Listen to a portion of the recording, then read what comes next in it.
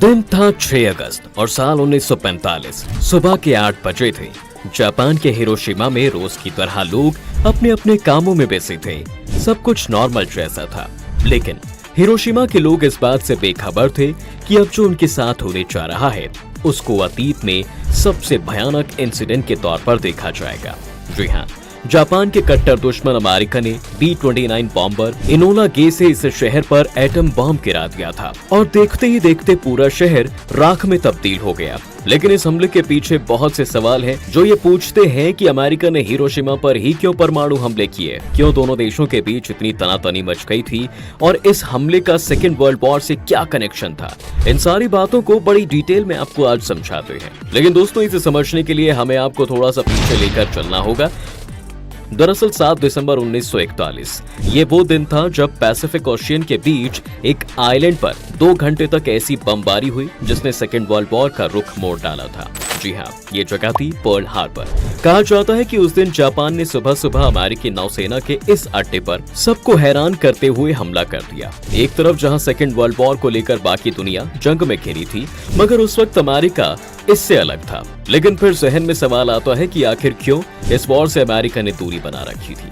शायद इसे जानकर आप यकीन नहीं करेंगे कि जब सेकेंड वर्ल्ड वॉर हो रहा था तब अमेरिका चीन को बचाना चाह रहा था। जी हाँ, लेकिन वो इसे लेकर खुलकर सामने नहीं आ रहा था। जी हाँ, ये वही चीन है जो अब अमेरिका का जानी दुश्मन है।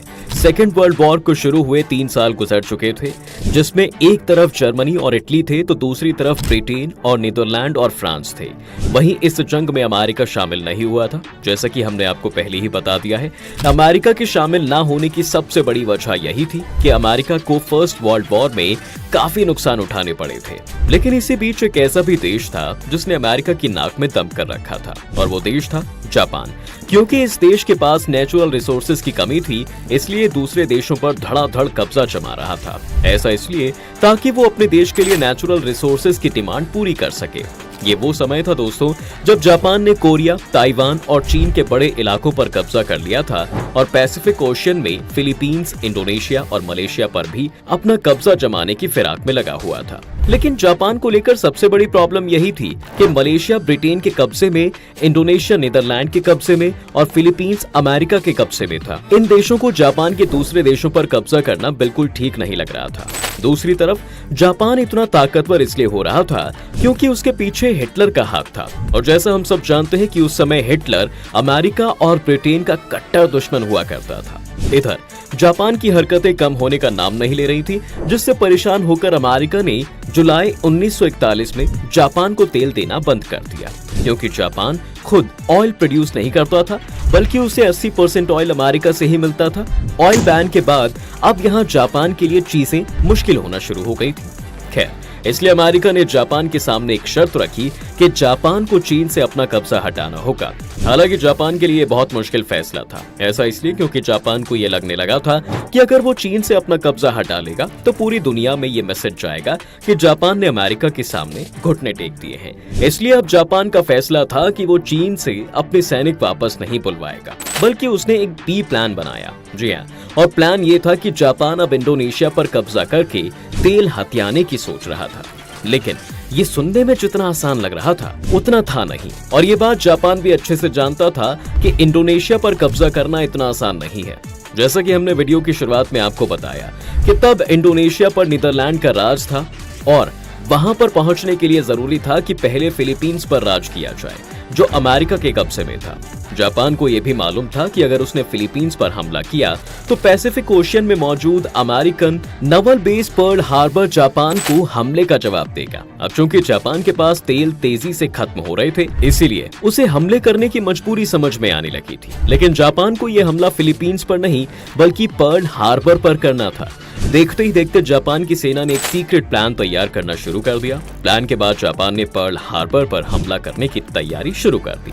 बताया जाता है कि इस हमले के लिए जापान ने अपने बेड़े में 2 बैटलशिप, 30 डिस्ट्रॉयर, 39 सबमरीन्स और सबसे खतरनाक 414 बॉम्बर एयरक्राफ्ट इकट्ठा किए थे। इन बॉम्बर एयरक्राफ्ट को 6 एयरक्राफ्ट कैरियर के जरिए पैसिफिक ओशन के लिए रवाना किया गया, जहां American Naval base Pearl Harbor मौजूद था। हालांकि अमेरिका की तरफ भी अच्छी तादाद में सेना और उसके इक्विपमेंट शामिल थे। मतलब अगर हमला होता तो कहीं न कहीं अमेरिका जापान पर भारी पड़ता हुआ दिखाई देता। लेकिन सबसे जरूरी बात वो ये थी कि इस हमले से निपटने के लिए अमेरिका को पहले से पता होना चाहिए था, जो कि था नहीं। 8000 किलोमीटर का सफर तय करके अब जापान के एयरक्राफ्ट शिप टारगेट पॉइंट से महज 300 किलोमीटर की दूरी पर थे। यही वो पॉइंट था जहां से जापान ने अपने 414 बॉम्बर एयरक्राफ्ट को हमला करने के लिए रवाना किया। इधर अमेरिकन नेवल बेस इस बात से बिल्कुल बेखबर थी कि उस पर इतना बड़ा हमला होने जा रहा है। 7 दिसंबर 1941 को ये वो दिन था जब जापान के 350 बॉम्बर एयरक्राफ्ट ने एक एक करके अमेरिका बैटल शिप पर अटैक करना शुरू कर दिया। कहा जाता है कि जापान के 350 बॉम्बर एयरक्राफ्ट ने गोलों की बारिश शुरू कर दी थी। 45 मिनट तक ये पर्ल हार्बर पर हमला करते रहे और फिर वापस चले गए।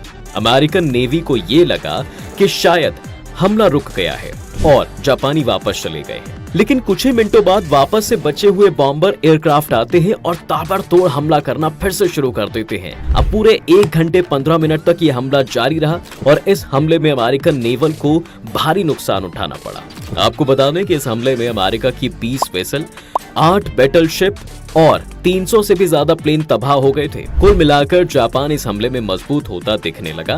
पर्ल हार्बर पर हमला करने के बाद जापानी वापस तो चले गए थे, लेकिन उन्होंने अमेरिका को भी सेकेंड वर्ल्ड वॉर में शामिल कर लिया था। अब इतने खतरनाक हमले के बाद अमेरिका चुप बैठने वाला तो था नहीं, इसलिए उसने हमले के अगले ही दिन जापान पर हमला करने का प्लान बनाना शुरू कर दिया। अब अगले 3 महीनों के अंदर अमेरिका ने पर्ल हार्बर पर अपने नेवल बेस को दोबारा से रेनोवेट करना शुरू कर दिया। 4 महीने के बाद अमेरिका ने जापान पर वैसे ही हमला किया जैसा उसने पर्ल हार्बर पर किया था। अप्रैल 1942 में जापान की कैपिटल टोक्यो पर अमेरिकन एयरफोर्स ने बमों की बारिश कर दी। ये अमेरिका का सेकेंड वर्ल्ड वॉर में किए जाने वाला पहला हमला तो था ही, लेकिन इसके बाद अमेरिका रुका नहीं। अगले 4 सालों तक अमेरिका और जापान में जबरदस्त जंग चलती रही। इस जंग में अमेरिका जापान पर हावी होता गया। अब चूंकि जापान इस हमले से टूट चुका था, लेकिन वो किसी भी हाल में घुटने टेकने वाला तो नहीं था। हमले जारी थे और आता है दिन 6 अगस्त 1945 का। जी हाँ, ये वो तारीख थी जब अमेरिका ने जापान के हिरोशिमा पर परमाणु बम से हमला किया था। बताया जाता है कि 4400 किलो वजनी लिटिल बॉय नाम से इस बम ने पूरे शहर को राख में बदल कर रख दिया था। ये इतिहास का पहला न्यूक्लियर अटैक था जिसने जापान की कमर तोड़ दी थी। धमाके की धमक 18.5 किलोमीटर की ऊंचाई पर हवा में मौजूद इनोला गे तक भी पहुंची थी। प्लेन में मौजूद क्रू ने समझा कि उनके जहाज से भी कुछ आकर टकराया है और जब जमीन से टकराकर उठी सेकंड शॉक वेव ने इनोला गे को हिला दिया तो कर्नल टिबेट्स जो प्लेन को लीड कर रहे थे, उन्होंने नीचे झांक कर देखा तो नीचे वही ऐतिहासिक बदसूरत धुएं और आग का गुबार दिख रहा था, जिसे मशरूम क्लाउड के नाम से जाना जाने लगा। लेकिन वॉर अभी भी थमी नहीं थी। 3 दिन बाद यानी 9 अगस्त को जापान के दूसरे शहर नागासाकी पर भी एक और बम फैट बॉय गिराया गया, जिसमें करीब 80,000 लोग मारे गए। बैक टू बैक हमले के बाद टूटे हुए जापान ने 15 अगस्त 1945 को अमेरिका के सामने हार मान ली। अगर जापान हार नहीं मानता तो अमेरिका कोकुरा, योकोहामा और नीलगाता पर भी अगले परमाणु हमले की तैयारी करने जा रहा था। खैर, पर्ल हार्बर के हमले ने सेकेंड वर्ल्ड वॉर के खत्म होने के बाद लंबे वक्त तक जापान और अमेरिका के रिलेशन और दोनों देशों के लोगों की जिंदगी बदल डाली थी। 2016 मई की बात है जब अमेरिका के तत्कालीन राष्ट्रपति बराक ओबामा और जापान के तत्कालीन प्रधानमंत्री शिंजो आबे एक साथ हिरोशिमा गए और ये एक ऐतिहासिक घटना बन गई थी। इतना ही नहीं, बराक ओबामा अमेरिकी इतिहास के पहले ऐसे राष्ट्रपति थे जिन्होंने उस जगह का दौरा किया जहां अमेरिका ने दुनिया का पहला परमाणु बम हमला किया था। इससे समझा जा सकता है दोस्तों कि 1945 में हिरोशिमा पर गिराए गए अमेरिकी परमाणु बम से लाखों लोगों की मौत तो हुई थी। फिर 2016 में दिसंबर में दोनों नेताओं ने एक और इतिहास बनाया। पर्ल हार्बर हमले की 75वीं बरसी पर इस भयानक वॉर के दौरान एक दूसरे के खून के प्यासे इन देशों के ये नेता एक साथ इस जगह पर पहुंचे जहां पर हुए हमले ने इतिहास ही बदल दिया था। खैर, इस वीडियो में फिलहाल आज के लिए बस इतना ही। कैसी लगी आपको हमारी अमेरिका और जापान को लेकर ये वीडियो? ऐसी और नई जानकारी के लिए आप हमारे वीडियोस को देख सकते हैं और अगर ये वीडियो पसंद आया है तो इसे लाइक और शेयर जरूर करें। और अगर आप हमारे चैनल पर नए हैं, सब्सक्राइब नहीं किया है तो जल्दी से इसे सब्सक्राइब करें और साथ ही बेल आइकॉन को भी जरूर दबा दें ताकि आपको हमारी लेटेस्ट वीडियो का पता चल सके।